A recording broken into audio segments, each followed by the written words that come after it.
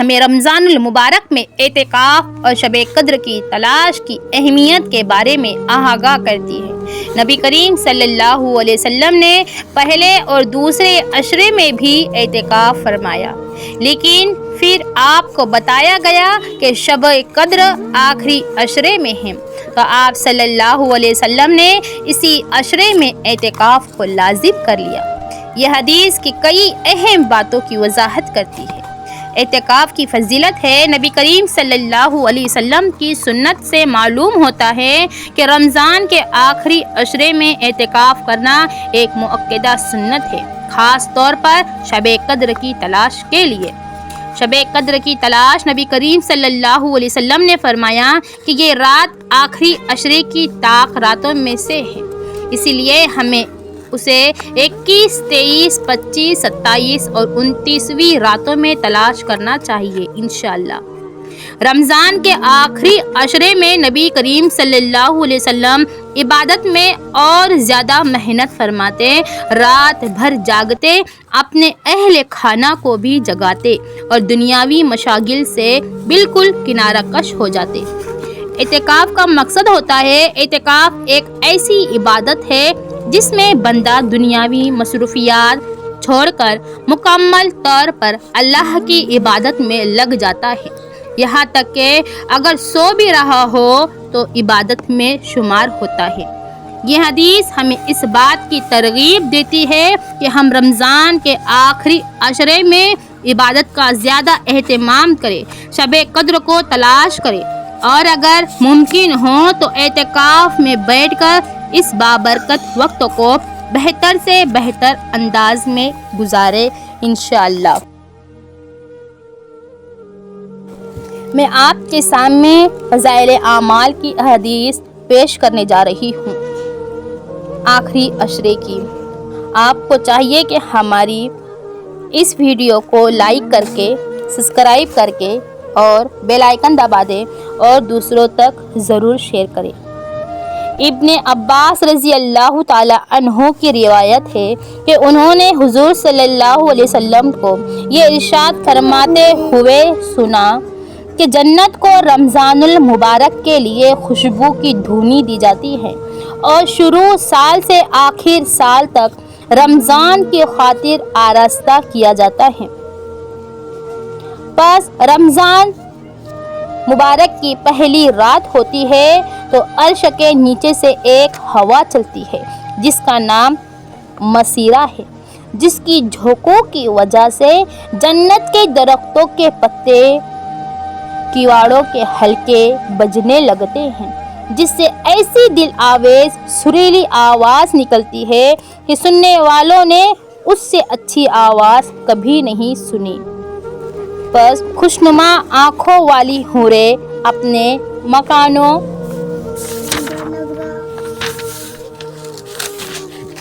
سے نکل کر جنت کے بالا خانوں کے درمیان کھڑے ہو کر آواز دیتی ہے کہ کوئی ہے اللہ تعالیٰ کی بارگاہ میں ہم سے منگنی کرنے والا تاکہ حق تعالیٰ شانہ اس کو ہم سے جوڑ دے۔ پھر وہی حوریں جنت کے دراغو رضوان سے پوچھتی ہیں کہ یہ کیسی رات ہے؟ وہ لبیک کہہ کر جواب دیتے ہیں کہ رمضان المبارک کی پہلی رات ہے۔ جنت کے دروازے محمد صلی اللہ علیہ وسلم کی امت کے لیے آج کھول دیے گئے ہیں۔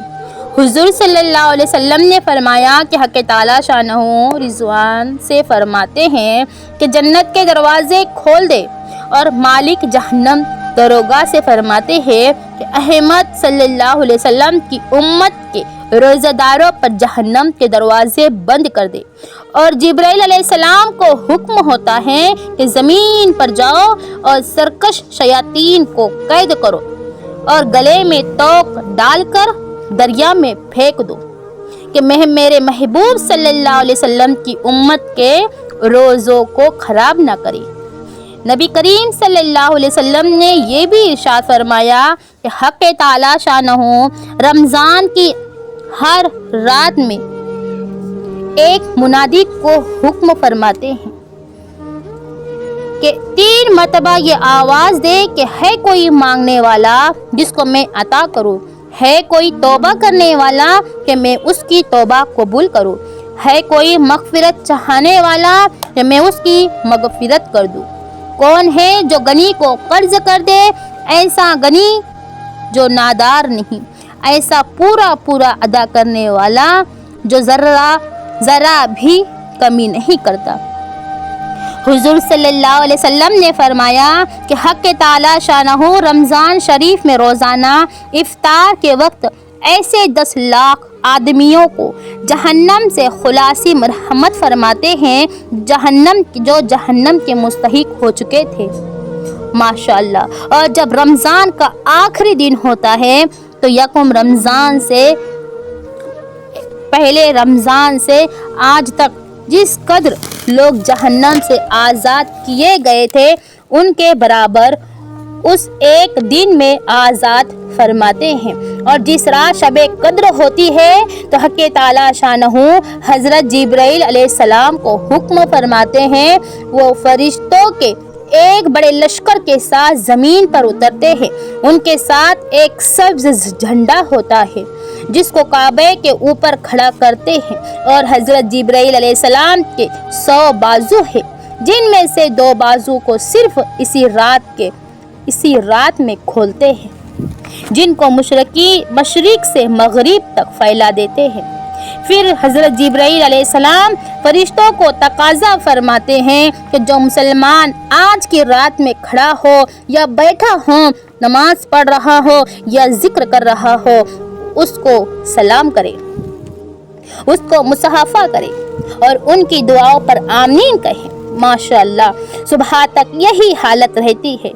جب صبح ہو جاتی ہے تو حضرت جبرائیل علیہ السلام آواز دیتے ہیں کہ اے فرشتوں کی جماعت، اب کوچ کرو اور چلو۔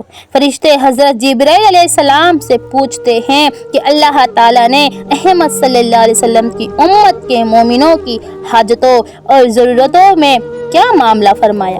وہ کہتے ہیں کہ اللہ تعالیٰ نے ان پر توجہ فرمائی اور 4 شخصوں کے علاوہ سب کو معاف فرما دیا۔ صحابہ رضی اللہ تعالیٰ عنہ نے پوچھا، یا رسول اللہ، وہ 4 شخص کون ہیں؟ ارشاد ہوا کہ ایک وہ شخص جو شراب کا عادی ہو، دوسرا وہ شخص جو والدین کی نافرمانی کرنے والا ہو، تیسرا وہ شخص جو قطع رحمی کرنے والا ہو اور ناتا توڑنے والا ہو، چوتھا وہ شخص جو کینہ رکھنے والا ہو، وہ آپس میں قطع تعلق کرنے والا ہو۔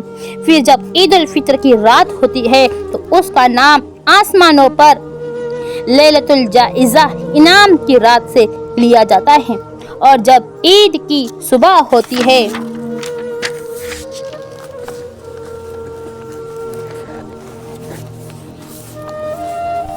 تو حق تعالی شانہ فرشتوں کو تمام شہروں میں بھیجتے ہیں۔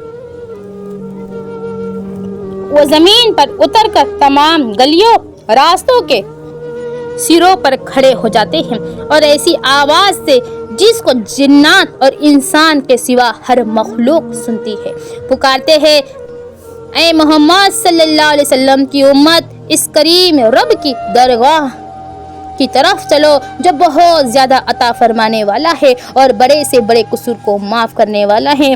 پھر جب لوگ عیدگاہ کی طرف نکلتے ہیں تو حق تعالی شانہ فرشتوں سے دریافت فرماتے ہیں، کیا بدلہ ہے اس مزدور کا جو اپنا کام پورا کر چکا ہو؟ وہ عرض کرتے ہیں کہ ہمارے معبود اور ہمارے مالک، اس کا بدلہ یہی ہے کہ اس کی مزدوری پوری دی جائے۔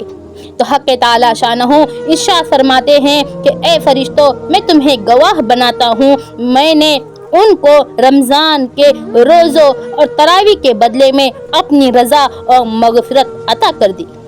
اور بندوں نے خطاب فرما کر ارشاد ہوتا ہے کہ اے میرے بندوں، مجھ سے مانگو، میری عزت کی قسم، میرے جلال کی قسم، آج کے دن اس اجتماع میں مجھ سے اپنی آخرت کے بارے میں جو سوال کرو گے میں عطا کروں گا، اور دنیا کے بارے میں جو سوال کرو گے اس میں تمہاری مصلحت پر نظر کروں گا۔ میری عزت کی قسم کہ جب تک تم میرا خیال رکھو گے میں تمہاری लग्जिशों पर सत्तारी करता रहूंगा और उनको छुपाता रहूंगा। मेरी इज्जत की कसम और मेरे जलाल की कसम, मैं तुम्हें मुजरिमों और काफिरों के सामने रुसवा और फजीह और बेइज्जत ना करूंगा। बस आप बख्शाए अपने घरों को लौट जाओ। तुमने मुझे राजी कर दिया और मैं तुमसे राजी हो गया। बस फरिश्ते इस अज्र व सवाब को देखकर जो इस उम्मत को इफ्तार के दिन मिलता है, खुशियां मनाते हैं और खुल जाते हैं। अगर आपने हमारी इस हदीस को सुन लिया है तो अमल करते हुए दूसरों तक जरूर शेयर करें और लाइक सब्सक्राइब करे बगैर आपको जाना नहीं है। अल्लाह हाफिज। अस्सलाम वालेकुम।